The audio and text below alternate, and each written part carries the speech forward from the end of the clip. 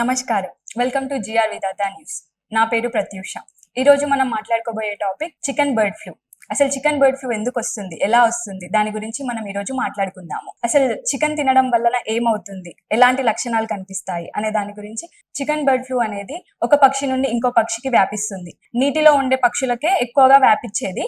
ఈ మధ్య పక్షులతో పాటు కోళ్లకు కూడా ఈ వ్యాధి అనేది వ్యాపిస్తుంది. అలాగే కొన్ని లక్షణాలు మనుషుల్లో కూడా కనిపిస్తున్నాయి. ఆ లక్షణాలు ఏంటంటే, ఒకవేళ జలుబు, దగ్గు, పొడి దగ్గు, లేకపోతే నిద్ర సరిగ్గా పట్టకపోవడం ఈ వ్యాధికి లక్షణాలు.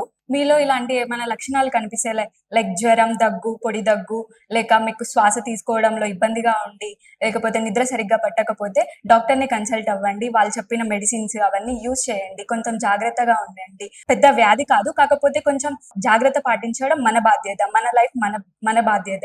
ఈ బర్డ్ ఫ్లూ వలన నేను మొత్తానికి చికెన్ మానేయొద్దు అని చెప్పట్లేను, కానీ తినండి. తినడం వలన నష్టమేం లేదు, అంత పెద్ద నష్టమేం లేదు.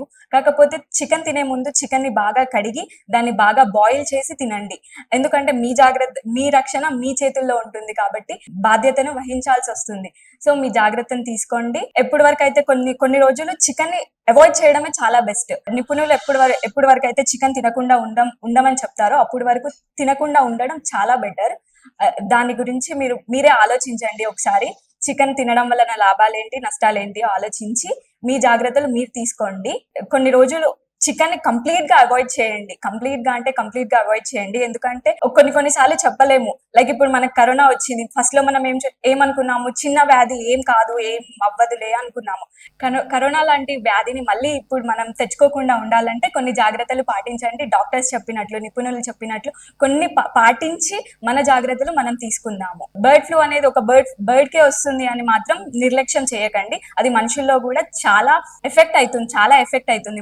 మన లైఫ్ లో కూడా చాలా ఎఫెక్ట్ అవుతుంది. లైక్ పిల్లలకి, పెద్దలకి అయితే ఇంకా ఎక్కువ ఎఫెక్ట్ అవుతుంది. పిల్లలు చాలా ఆసక్తి చూపుతారు లైక్ చికెన్ తినడానికి. చికెన్ లాలీపాప్ అని, అది చికెనే కావాలి అని చాలా మంది పిల్లలు ఎలా అంటే, చికెనే కావాలి, ఈరోజు చికెన్ ఉంటేనే తింటా, లేకపోతే తినను అసలు అనే వాళ్ళు కూడా ఉంటారు. సో వాళ్ళకి ఏంటంటే మీరు చెప్పండి కొన్ని జాగ్రత్తలు. చికెన్ వలన ఏమేమి నష్టాలు వస్తున్నాయి, మనకి ఏమేమి వస్తుంది, మనకి ఏ వ్యాధి వస్తుంది అని వాళ్ళకి కొంచెం ఇన్ఫ్లుయెన్స్ చేయండి. ఇన్ఫ్లుయెన్స్ చేయడం వలన వాళ్ళు ఏమనుకుంటున్నారంటే, లైక్ చికెన్ తినొద్దు, కొన్ని రోజులు ఆపేద్దాము అని, కొన్ని రోజులు మానేయడం వలన ఏం నష్టం లేదు అని వాళ్ళకి కొంచెం చెప్పండి.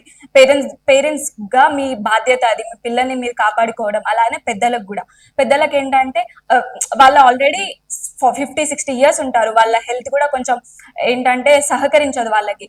అలా అని చిన్న ఈ వ్యాధి రాగానే ఏమనుకుంటారంటే, బాగా డీలా పడిపోయి నీరసం అయిపోతారు. అలానే వాళ్ళకు కూడా కొంచెం చాలా ప్రమాదకరం. సో కొంచెం జాగ్రత్తగా ఉండండి, జాగ్రత్తగా పాటించండి. ఏదైనా చూసి చేసుకోండి.